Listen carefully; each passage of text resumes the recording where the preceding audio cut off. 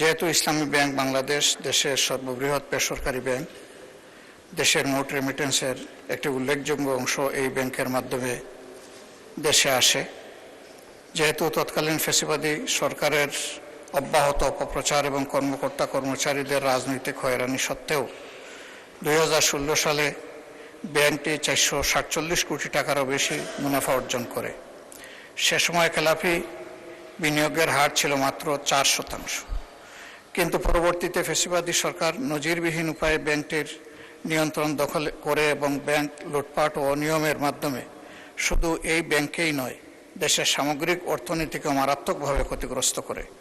এর ফলশ্রুতিতে 2024 সালে ব্যাংকের মুনাফা আশঙ্কাজনকভাবে কমে যায় এবং শেয়ার হোল্ডারদের কোনো লভ্যাংশ প্রদান করা সম্ভব হয়নি। খেলাপি বিনিয়োগের পরিমাণ মোট বিনিয়োগের প্রায় 51% এসে পৌঁছায়। যেহেতু ফ্যাসিবাদ পরবর্তী সময়ে ব্যাংকটি ধীরে ধীরে ঘুরে দাঁড়াতে শুরু করে এবং গ্রাহকদের আস্থা পুনরুদ্ধারের পথে অগ্রসর হচ্ছিল, এক বছরের ব্যবধানে ব্যাংকের মুনাফা 108 কোটি টাকা থেকে বেড়ে 137 কোটিতে উন্নীত হয়। ঠিক এমন সময় আবারও পুরোনো ব্যাংক দখলকারী চক্রের দৃষ্টি ব্যাংকটির দিকে পড়েছে। নূতন ষড়যন্ত্রের মাধ্যমে পরিচালনা পর্ষদের চেয়ারম্যান পদে বিতর্কিত এবং দুর্নীতির অভিযোগে চিহ্নিত ব্যক্তিকে বসানো হয়েছে।